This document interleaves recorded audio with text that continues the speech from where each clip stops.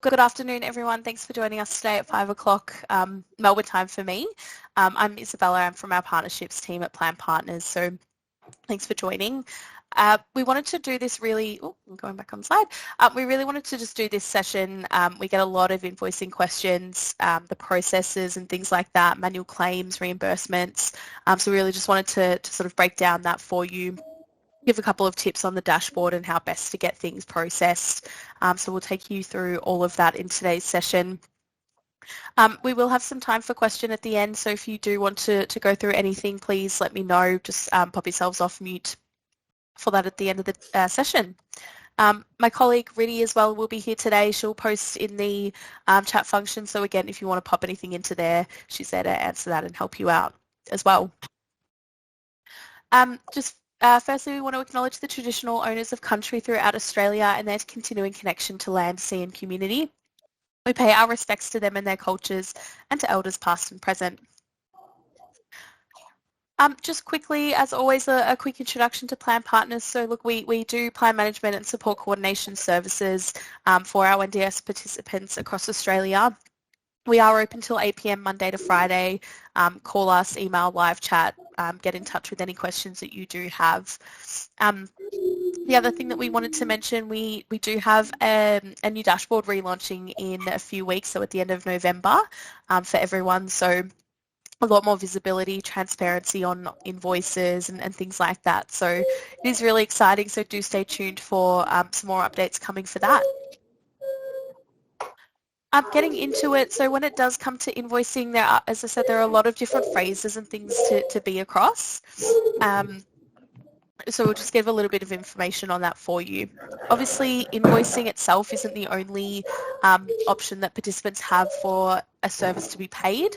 The participant can pay for that upfront and then, of course, be reimbursed by us. For any first-time reimbursements, we will always need to see a bank statement or a deposit slip in the first instance. That means that we are setting up the bank account correctly. We can just confirm those bank details on the system. I'm so sorry, just bear with me. I'm just going to mute everyone just for the background noise as well. Thank you. So from there, once we have received that bank statement, we do just need a proof of purchase or a receipt to go through and do that. So it can go through our admin email. It can be done through the dashboard for that reimbursement to be done. Invalid invoices, so a lot of the time, and you know, there can be a variety of reasons why an invoice might be made invalid. In the first instance, Plan Partners will always try and pay for it, or we'll do what we can on our end to amend it. So anything from shifting core funding around in your in the core categories, therapies as an example. From category 15, if that has depleted, we would look to the duplicate line items in category 1 to pay. So anything that we can fix up on our end, we will do so. But of course, there is some instances where we can't. So anything, if it's future dated, if it's above the price guide, if GST is listed incorrectly or listed above the total, insufficient funding when we can't take it from anywhere else. Those are sort of the reasons where we wouldn't be able to process an invoice. As a service provider, you will be notified of that. You will be emailed to the one that we have on file. So when it's all set up originally, anything you do your invoicing from, that's the contact that it will go back to you to let you know that something's invalid or can't be paid. And then, of course, you can send back an amended invoice to that email. So that'll come straight back to that invoicing team. They'll be able to process it for you, and then that's all fixed up. Of course, in the instance of invalid invoices that can't be paid for a depletion of funds, so that's where a manual claim would come into it. So manual claim is something where we would upload that as the plan manager into the NDIS portal quota. The NDIS will review that for payment and then let us know of the outcome of that invoice. It's really tricky with manual claims. I will say that it can take up to 6 months for an outcome from the NDIS. It is very timely. It isn't always guaranteed. It's not always successful as well. So I would always say make sure the invoice is compliant. It's got all the details, service dates, line items, pricing and everything. NDIS number for a participant is a big one that needs to be on there. And in some cases as well, they do require some more evidence. So anything to support why an overspend has occurred, anything from a support coordinator, anything from a change of circumstances or anything like that, again, just to confirm why an overspend has occurred, can always help for that manual claim to be successful. Next up on screen, we do have some common invoice queries. So just a couple of things on, invoices being received and things like that. For service providers, you can always check the dashboard for information on that and for an update on the status. And I will say that there is generally about a 2-day turnaround from it being received in our invoice inbox to then being uploaded into the uploaded to the dashboard to show on the system. So do keep that in mind when following that up as well. But again, it's going to show you what's invalid, what's processing, what's paid, what's approved and waiting payment on there. The other thing that I will say for invalid invoices as well, so the other thing, if you have received it and you want to send it back to the invoice inbox, we always just say to add an A to the end of the invoice number. It just means it'll be picked up faster, processed as that amendment for you for any adjusted invoices. As well, on the dashboard, it will still show that original invoice being invalid, and then it will also show you that next one that's been put through with the A on the end as well, just because we do get questions on, like it still hasn't been paid, but then we can see on our end that the amended one has been. As well, through that dashboard, if you are ever unsure, reach out via live chat. It will sit in the dashboard throughout the whole website. So if you do have questions, you can get that answer from the team straight away. Once an invoice has been NDIS approved, so that means it's gone through our process, it's all fine, as well as the NDIS, payment will generally occur within the 24-48 hour mark. So it'll leave our bank account and then just waiting for it to hit the next bank account. Service agreements as well is a big one. So for our service providers, so if they do want to check if there is sufficient funding, you can do this by either emailing plan partners or giving us a call as well. We won't ever be able to confirm exactly how much funding is left for a participant, the exact amount. But if you are asking if there is sufficient funding to cover, say, $10,000 for OT services, we can confirm if at that time there is or there isn't. With the service agreement, so once we have sent that in or once we have received that, we'll be checking ABN details, we'll be checking the service dates and plan dates as well as a big one to include on there. We need to know that end date to put in. So once we've received that, we'll put that into the system, we'll quarantine the funds, and it is an automatic block as well. So any other services that are trying to send an invoice in, if there's no sufficient funding because of the service agreement, it just can't be paid. So it really does protect both you as service providers as well as the participant, just to know that you're going to have those services covered for the whole of the plan period or the specified time. The new dashboard that we do have upcoming for support coordinators, I know is going to be able to show those service agreements for each participant, so it's a bit more visibility again to see, I guess, what's in place for that plan. And then just the last question on which line item I should be using. So again, we do have to reject invoices if they are above the price guide, but you can always check that price guide navigator that we have on the website. Again, it's just that description. It's got that price limit per state as well, so it breaks it down nice and simply for you to be able to check out too. What to include in an actual invoice as well. So look, we won't be able to process it if it doesn't have an ABN on there. It needs to include the business name and address. It needs, again, to have that unique invoice number per provider. Your service dates, participant NDIS number, and the rate as well. So just to include all of that on your invoices. We do have a template on the website too, so just under our resources section. So that will, again, just be able to sort of input onto that PDF version all the details, and it does prompt you for that. So nice and easy if you do want to utilise that too. PDFs are the best way to be sending in an invoice to our invoice inbox. Photos and Word documents, we can process them. They just take a little bit more time. So we'll say PDF is the best way to do so. If you aren't currently set up on the dashboard or you don't have access or forgotten your password or anything like that, let us know so we can get that set up for you. As I said, with the new dashboard, it's a great time just to have it all set up and ready to go when it does move over. But yeah, again, we do need that unique email. So we can't set up a dashboard with a duplicate email for another account. But from there, yeah, we can get that all set up for you. So do let us know, and we'll post the contact details in the chat too. So look, apart from our invoice inbox, we do have a couple of different ways to be sending in invoices to be paid. One of them is through the dashboard. It's what we call a fast payment system or a dashboard invoice.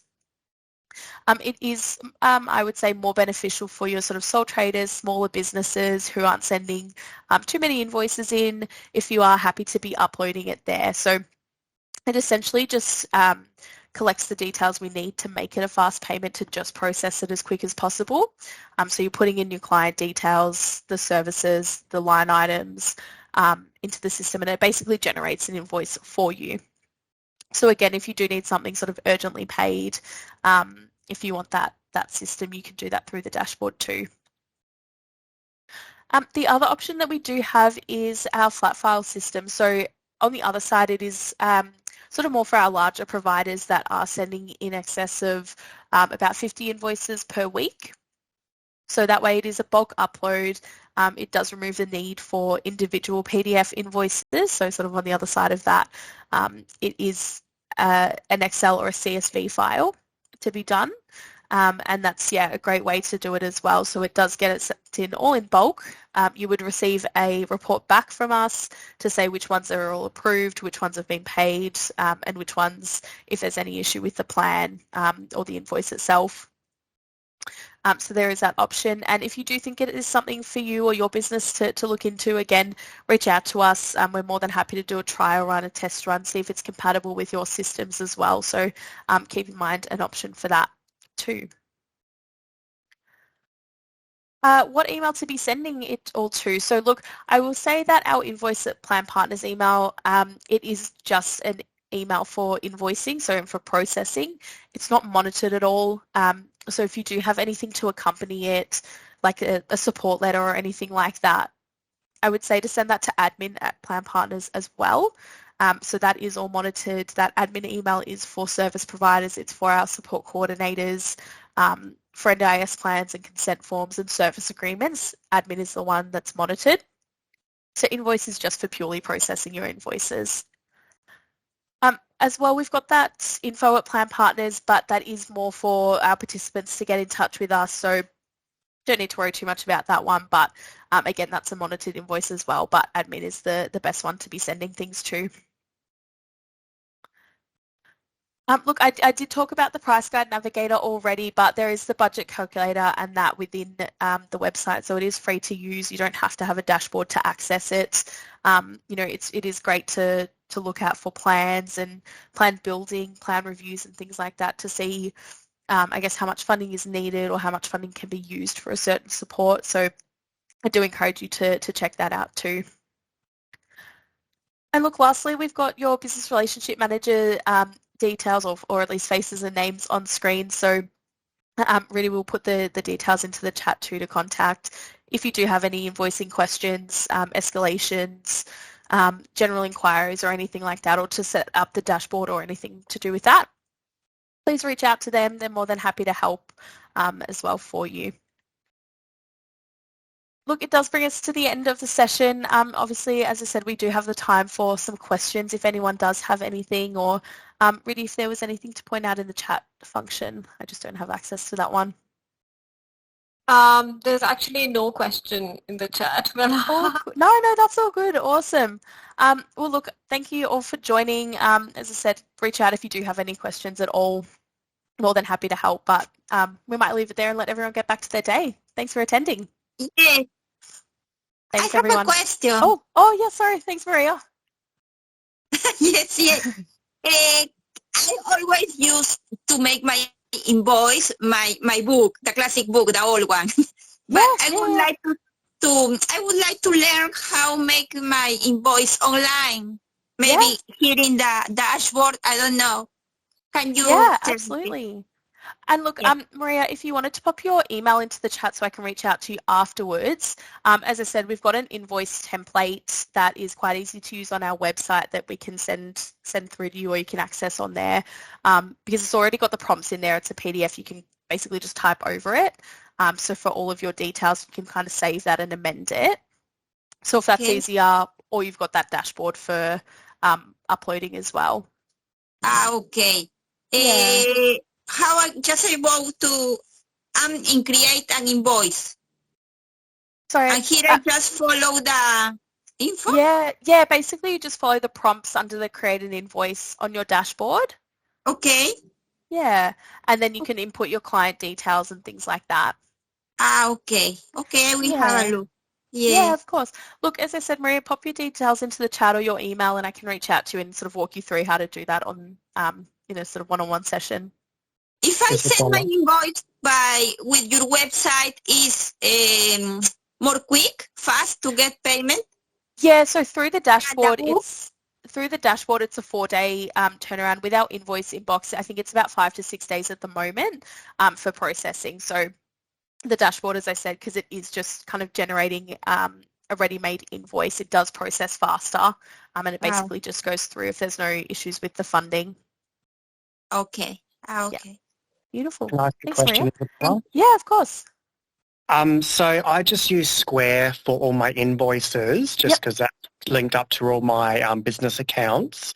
So everything's pretty much all on there except for the client's plan partner's number, ID number. Yep. So can I, because when I generate that invoice, it lets me email it. So if I have that number on there and then send it to invoices@plan partners, would that still be okay, or do I have to have the desktop just because everything goes through Square, if that makes sense for me, for the accountant? Yeah, of course. And look, to be honest, with the actual systems for invoices to be generated, I'm not as familiar. However, if you've just got the Invoice@Plan Partners email on there, that'll just go through to our invoice inbox to be picked up and processed. Okay, and just because I've already sent one a week ago and it hasn't been addressed, it's been a week and 1 day. Okay, so Is that your first invoice with Plan Partners, or? Second one, and I just didn't put the client number on there, but I didn't with the first one either, but the first one has been paid. Okay, gotcha. Look, do you mind popping your email in the chat just so I can look into it in case there is anything, or I'll just be able to double check that for you. It's to be able to see what's going on for it. But yeah, pop your email into the chat so I can get in touch with you tomorrow. Yep. Cool. Thank you. Okay. No problem. Did I see someone else with their hand up? Robin or? No, that's all good. Sorry, Lynn. How can I help? Hi. I just wanted to find out the half hour that you can claim for travel to the client. Yes. Is there a number for that, or do you add the half hour to the hours? Riddy's my expert in transport, but I know that so whatever service that you're charging from, so let's say it's support work under Category 1, there is a specific line item within Category 1 for travel, and that goes for all categories as well. So you would just be putting that on there to charge for the travel. Would that be the 01799 014? Off the top of my head, I don't know exactly what that travel line item is.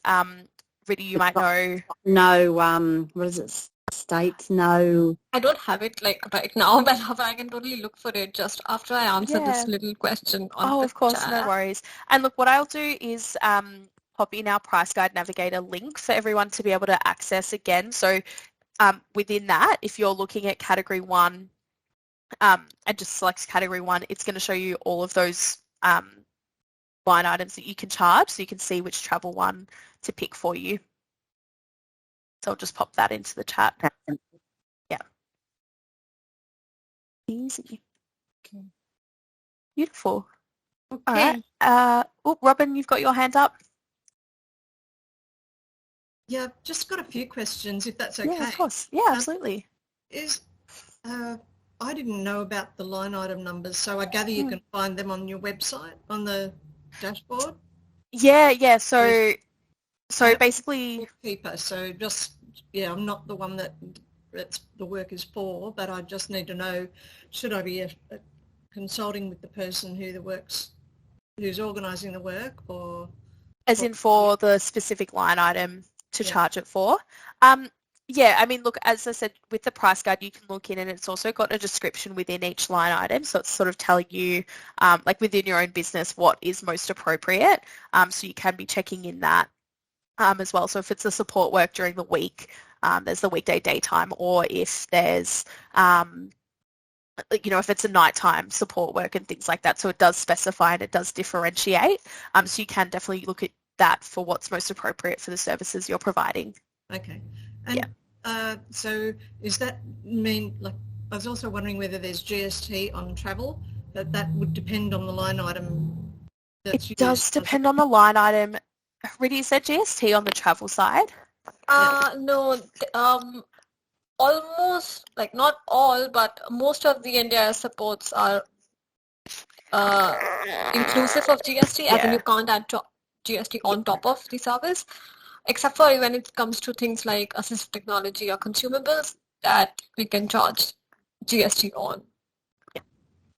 Perfect. Thanks, Rita. And also, if there's issues with an invoice and that's being communicated to the provider but not to me, and yet I'm the one that sends the invoices, how do we resolve that? Yeah, so with that, so basically whenever an account's set up, we've got an email, so generally it'll be like an admin or a finance email, but whatever email that you've got set up that's sending in the invoices, that's where it will go back to.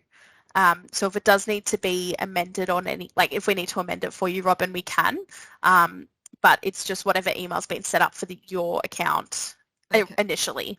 And that goes for remittances. So yeah, anything that's communicated back to you for the invoice will go to that email. Okay, great. Thank you. That's all right. Thanks, Robin. Lynn, did you still have a question? Oh, sorry, yeah. It comes up that number for the travel non-labour. So that'd be that one? Yes. Rita, is that the correct one there? Yeah, so the difference. If you're traveling to the participant to deliver support, that's counted as labor costs, and you can you can use the same line item number as your actual support itself. So 30 minutes of travel can be charged. So you don't have to like add 30 minutes to your support itself, but on the same invoice you can use the same line item, right, provider travel next to it, and then charge the 30 minutes of travel. Okay, so I should be using the 011 weekdays. Yes, that's the one. 01_011. Okay, I've been using the wrong one. I've also written the answer in the chat if you want to like maybe scroll up, and like that's probably a bit clearer than, because my voice is a bit mumbly at the moment. Thanks, Rita. Thank you. Yeah, Lynn, I can see that's in there as well for you for the chat from Rita. Thank you. Thank you. Thanks. Easy. No problem. Just one of the questions from there, Josephine's asked, do we need to use the dashboard? You don't have to. It is there for you to monitor invoices. As I said, it's going to show you that list. You can search for old invoices as well. So you can search via customer and things like that from the service provider side. And again, it is that option for you to upload invoices through there as well. But you don't have to be using that. You can use the invoice inbox to process your invoices as well.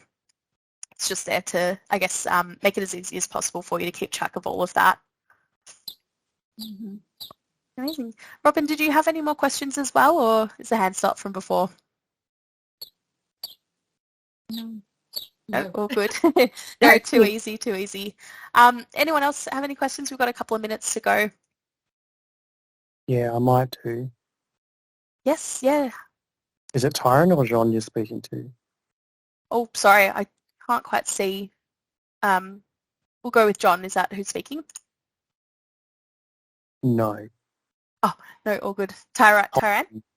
Yeah, Yeah, just beautiful. I'm doing mobile hairdressing services for my client. I'm just wondering, how do I build that? Sorry, because I just can't seem to find something quickly on the price guiding. So is it an hourly rate or is it per services or? That would be an hourly rate off the top of my head. Really, with the hairdressing, I would say that comes from Cat 1. Category 1, yeah. Yeah. The exact line item number, I just need a minute because that's billed as, I think, regular assistance with self-care. Yeah. So it would be, a category 1 line item. So like that hairdressing specifically it doesn't show up as like a hairdressing line item or anything like that. So you would sort of have to put it under that sort of, assistance with self-care line item. Okay. Beautiful. All right, look, as I said, you've got our contact details if you do want to get in touch. We're more than happy to do one-on-one chats or anything like that. So any of these specific questions, please reach out. We've got the relevant states too, so they'll be able to help out wherever you are.